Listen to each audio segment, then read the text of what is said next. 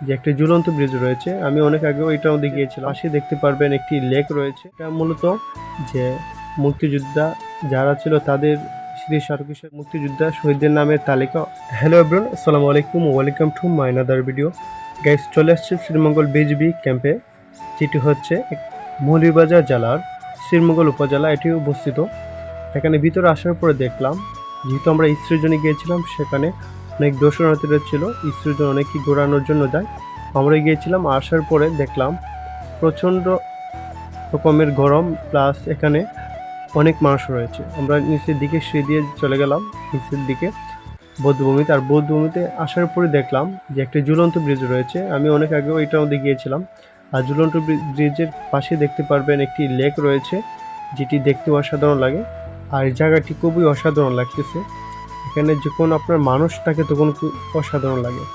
আমরা প্রথমেই বৌদ্ধভূমির যে একটি স্মৃতিস্মারক রয়েছে ওইটার মধ্যে চলে আসছি। এখানের মধ্যে রয়েছে শ্রীমঙ্গল, লেখা রয়েছে বৌদ্ধভূমি 1971। এটা মূলত যে মুক্তিযোদ্ধা যারা ছিল তাদের স্মৃতিস্মারক হিসেবে এটা তৈরি করা হয়েছে। এখানে অনেকে ছবি তুলতেছিল, আবার অনেকে এখানে বসে আড্ডা দিয়েছিল। আর এখানে দেখতে পাই অনেক মানুষ রয়েছে যারা ইসরোজনে ঘোরার জন্য আসছিল। অনেকে বাচ্চাদের নিয়ে এখানে ঘোরাঘুরি করতেছিল, প্লাস অনেকে ছাতার মধ্যে বসেছিল।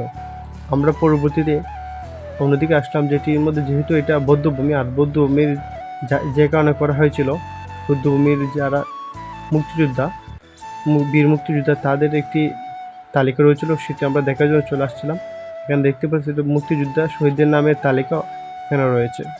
আর এর পাশে আরও একটি বড় ধরনের একটি মাঠ রয়েছে। পরবর্তীতে যেহেতু আমাদের হাতে সময় কম ছিল, আমরা বৌদ্ধভূমি থেকে আমাদের গন্তব্যে যাওয়ার জন্য চলে আসছিলাম। আর সামনে দেখতে পাচ্ছিলাম অনেক মানুষই কিন্তু বিকাল টাইম যেহেতু হয়ে গিয়েছিল, অনেকেই আসা যাওয়া করতেছে এখানে। আজকের ভিডিওটা এই পর্যন্ত।